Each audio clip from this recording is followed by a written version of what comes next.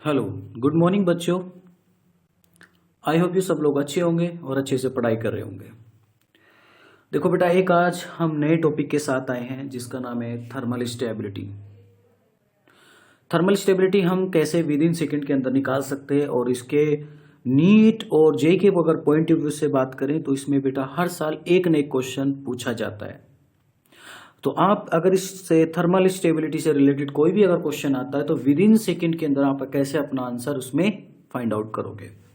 तो सबसे पहले आपको पता होना चाहिए what is the mean of thermal stability. Stability बेटा वो चीज होती है जो एक तो दो तरीके के बॉन्ड देखने को मिलते हैं, एक तो होता है स्टेबल और एक होता है हाईली स्टेबल। तो स्टेबल क्या होते हैं, वो जो नॉर्मल तरीके से टूट जाते हैं। एक होता है हाईली स्टेबल जो हीट करने पे भी ना टूटे, जो हीट करने पे ना टूटे, that is called thermal stability. समझ में आ रही बात? तो उसको हम बोल सकते हैं स्टेबिलिटी अगेंस्ट हीट। अब जो थर्मल स्टेबिलिटी होती है वो हमारी दो तरीके की होती है, एक कोवैलेंट बॉन्ड में देखने को मिलती है और एक आयनिक बॉन्ड में। तो कोवैलेंट बॉन्ड में जो देखने को मिलेगी वो बेटा हमेशा नॉन मेटल के बीच में होगी, और आयनिक जो होगी वो हमेशा मेटल और नॉन मेटल के बीच में होगी। Got it? अब जो आयनिक बॉन्ड के अंदर थर्मल स्टेबिलिटी मिलेगी उसमें दो तरीके के आपको अनायंस देखने को मिलेंगे। नंबर एक मोनो एटॉमिक, जिसके पास मेटल के पास सिर्फ एक अनायन हो, सिंगल, और पॉली एटॉमिक जिसमें ज्यादा होते हैं ना, दो या दो से ज्यादा दिखने को मिले, या फिर ठीक है। लेकिन नॉन मेटल के अंदर बात करेंगे तो जो थर्मल स्टेबिलिटी डायरेक्टली प्रोपोर्शनल होती है बॉन्ड एनर्जी। ये तो आप पढ़ चुके होंगे बेटा, बॉन्ड एनर्जी, बॉन्ड ऑर्डर है ना, ये सब कुछ। और बॉन्ड एनर्जी जिसकी ज्यादा होगी उसकी एसिडिक स्ट्रेंथ भी ज्यादा होती है। ठीक है, तो पहले हम नॉन मेटल को कवर करेंगे, आफ्टर दैट देखो यहाँ पे मैंने कुछ एग्जांपल्स लिखे हैं, HF, HCl, BRI, NH3, PH3, ये सब देखो metal, non metal, metal metal, ऐसा कुछ भी नहीं है। सारे के सारे क्या बेटा इसमें non metal non metal non metal non metal. ठीक है, तो सबसे पहले आपको ध्यान में रखना है नॉन मेटल के अंदर थर्मल स्टेबिलिटी डायरेक्टली प्रोपोर्शनल होती है बेटा बॉन्ड एनर्जी। अब आप समझो बॉन्ड एनर्जी किसकी ज्यादा होगी, सीधी सी बात है, जिसका बॉन्ड स्ट्रॉन्ग होगा।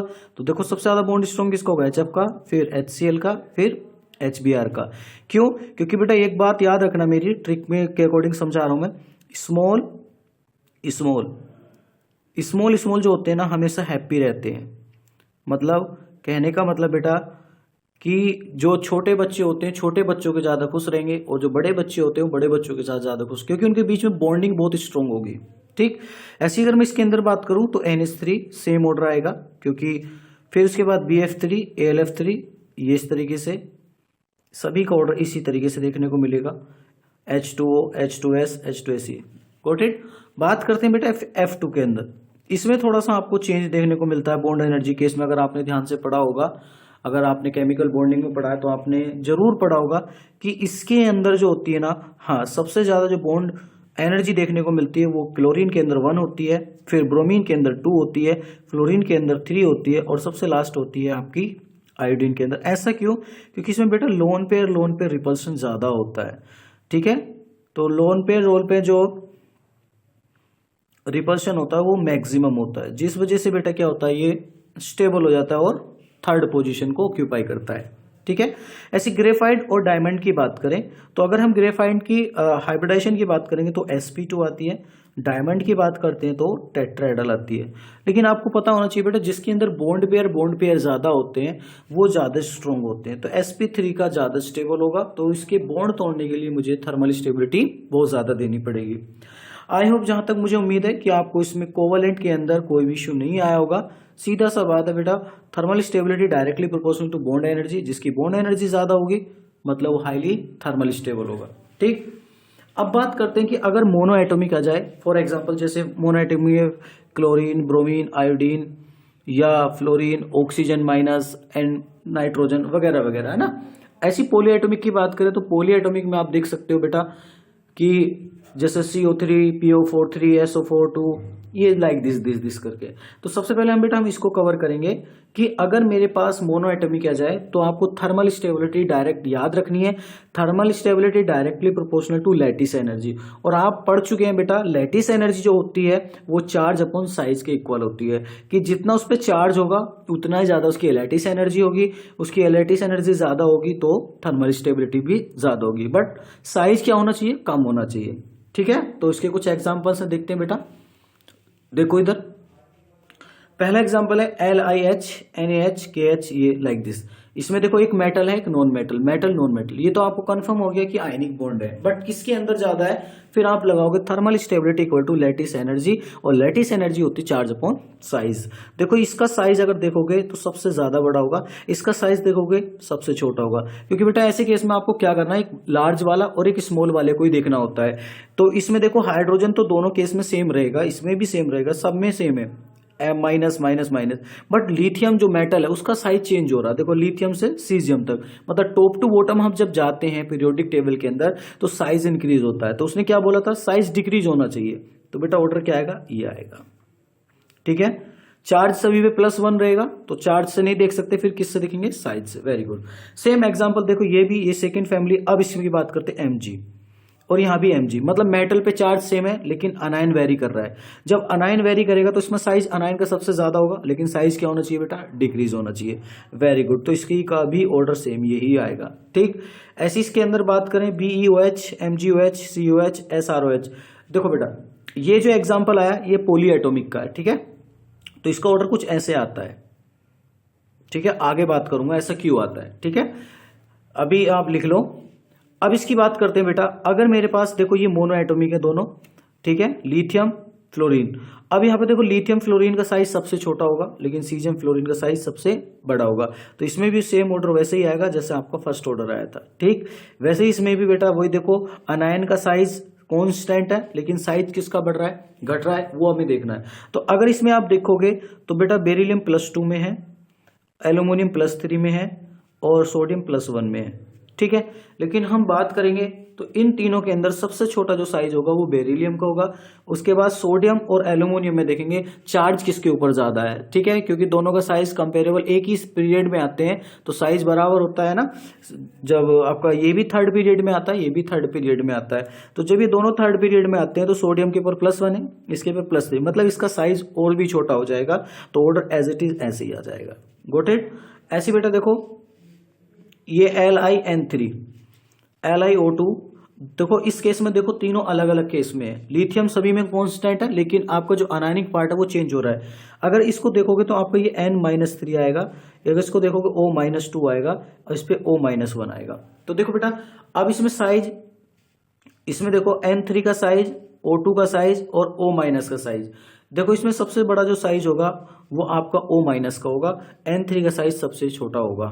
ठीक, क्योंकि देखो N का अगर एटॉमिक नंबर की बात करें तो N का एटॉमिक नंबर होता है 7। ठीक है, तो जब 7 होगा तो 3 इलेक्ट्रॉन गेन करेगा, साइज तो बढ़ेगा लेकिन इसमें भी बढ़ेगा, लेकिन इसका ज्यादा बढ़ेगा, इसका कम बढ़ेगा। तो ऑर्डर एज इट इज ऐसे ही आ जाएगा। ठीक, मुझे उम्मीद है यहां तक कोई दिक्कत नहीं आई होगी बेटा। ठीक है, अब बात करते हैं 7th क्वेश्चन के अंदर, कि 7th क्वेश्चन में देखते हैं बेटा, अगर हम इसकी बात करें ये +3 में आता है, ये +2 में आता है, ये आपका कॉपर है, ये आपका +2 में आता है जिंक भी। लेकिन आप जब जाते हो ये बेटा डी ब्लॉक एलिमेंट है। कैसे हैं, डी ब्लॉक एलिमेंट। तो डी ब्लॉक एलिमेंट में हम जब लेफ्ट टू राइट मूव करते हैं तो बेटा आपका जो है जेड इफेक्टिव इंक्रीज होता है, बट शील्डिंग जो इफेक्ट होता है, शील्डिंग इफेक्ट, वो आपका डिक्रीज होता है ना।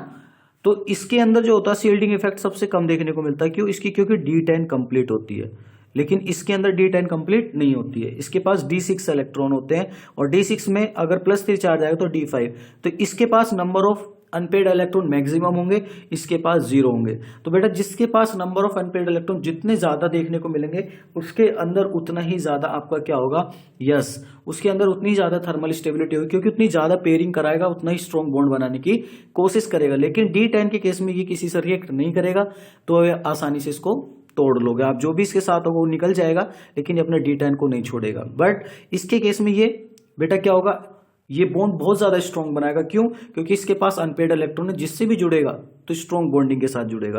तो आपका ऑर्डर, हाँ, तो बेटा इसके अंदर देखो +3 वाले का सबसे ज्यादा होगा, फिर +2, फिर +2 ये जिंक वाले का। ठीक, जबकि हमारा जेड इफेक्टिव जो इसका देखने को मिलता है सबसे कम मिलता है, लेकिन इसके अंदर अनपेड इलेक्ट्रॉन ज्यादा होंगे तो इसके अंदर जेड इफेक्टिव ज्यादा देखने को मिलेगा।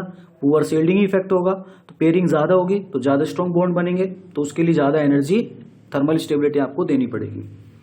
ऐसे इसकी बात करते हैं 8 AgCl NaCl। देखो जब इसका ये भी +1 में आएगा, ये भी +1 में आएगा, ठीक है। लेकिन जैसे ये +1 में सोडियम आएगा, देखो क्लोरीन जो अनायनिक पार्ट है वो सेम है।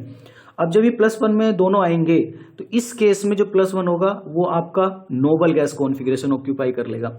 लेकिन जब इसका आएगा तो इसका D10 कंप्लीट होगा, जिसको हम बोलते हैं सूडो नोबल गैस कॉन्फ़िगरेशन, और इसको बोलते हैं इनर्ट गैस कॉन्फ़िगरेशन।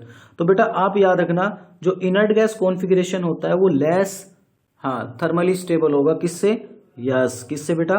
जब हम किसकी बात करेंगे, लैटिस एनर्जी की या फिर थर्मल स्टेबिलिटी की, ठीक है। तो इसका आपको ज्यादा देखने को मिलेगा, ठीक। अब इसमें भी बात करते हैं, देखो ZnCl2 CdCl2 HgCl2, जो इसमें देखोगे तो +2, ये भी +2, ये भी आपका +2, ठीक है। लेकिन अनायंस के चार्ज क्या आ रहे हैं बेटा? अनायन भी सेम हो गया, कटायन में भी जो चार्ज है वो भी सेम हो गया। लेकिन आप देखोगे ये आपका 3D सीरीज का है, ये आपका 4D सीरीज का है, ये आपका 5D सीरीज का है। तो आपको याद होना चाहिए बेटा, जब हम 3D से 4D में आते हैं और 4D से 5D में आते हैं तो जनरली हम देखते हैं कि टॉप टू बॉटम जब आते हैं साइज इंक्रीज होता है। लेकिन डी ब्लॉक के अंदर ऐसा नहीं होता है। क्यों? क्योंकि डी ब्लॉक के अंदर एक फैक्टर जनरेट हो जाता है जिसको हम बोलते हैं लेंथेनाइड कॉन्ट्रैक्शन। क्या बोलते हैं बेटा? लेंथेनॉइड कॉन्ट्रैक्शन, जिस वजह से डाउन द ग्रुप क्या होता है, जेड इफेक्टिव बढ़ जाता है, और जितना जेड इफेक्टिव बढ़ेगा उतना ही ज्यादा आपका बेटा, सही समझ रहे हो, उतना ही ज्यादा आपका उसमें थर्मल स्टेबिलिटी या लैटिस एनर्जी बढ़ेगी।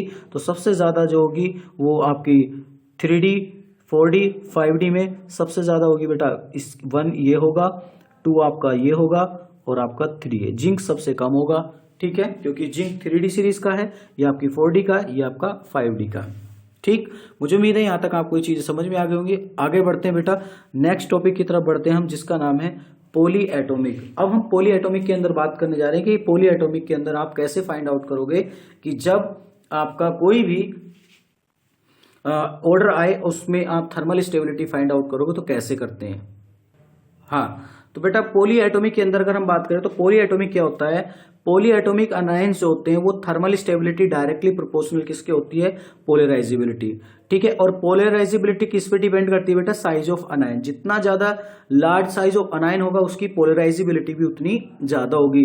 ये चीज हमने पढ़ी थी फजांस रूल में। फजांस रूल ने बोला था कि जो फजांस रूल है वो कहता है कि स्मॉल कटायन होना चाहिए, स्मॉल साइज ऑफ कटायन, ठीक है, एंड लार्ज अनायन होना चाहिए। A- क्या होना चाहिए बेटा? आपका लार्ज होना चाहिए।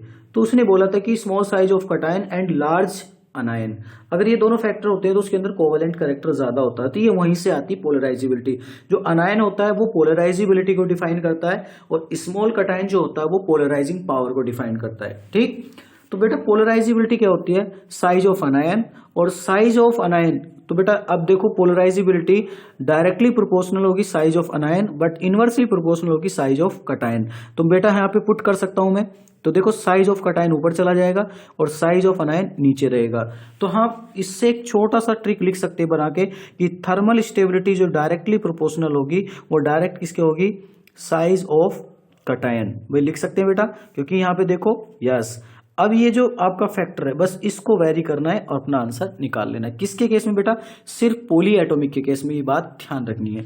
तो देखो अगर मैं यहाँ पे बात करता हूं तो ये भी पॉली एटॉमिक अनायन है, ये भी अनायन है, तीनों सेम हो गए, बट यहाँ पे मेटल जो वो चेंज हो रहे हैं। मैंने क्या बताया था? थर्मल स्टेबिलिटी ऑफ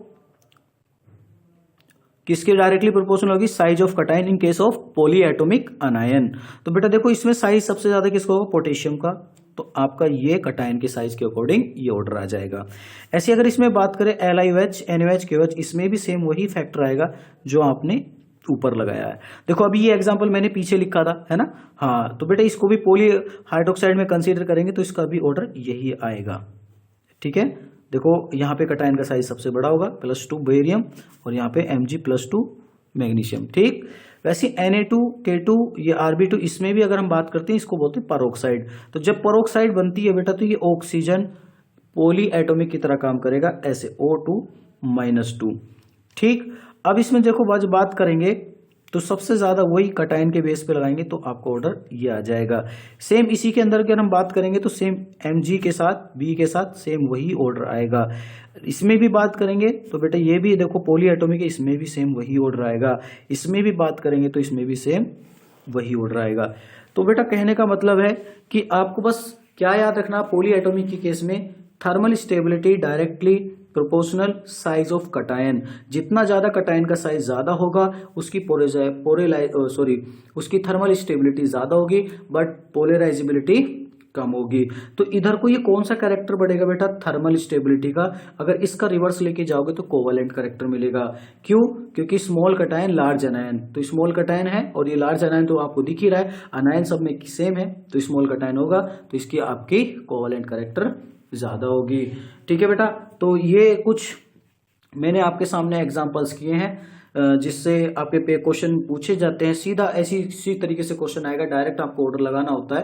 तो विद इन सेकेंड के अंदर आपके अगर कंसेप्ट क्लियर है बेटा, ये चीजें जो मैंने लिखी है आपको ये याद रखनी है और विद इन सेकेंड के अंदर मैं कह रहा हूँ 5 से 10 सेकेंड के बीच में अपना ऑर्डर फाइंड आउट कर लोगे।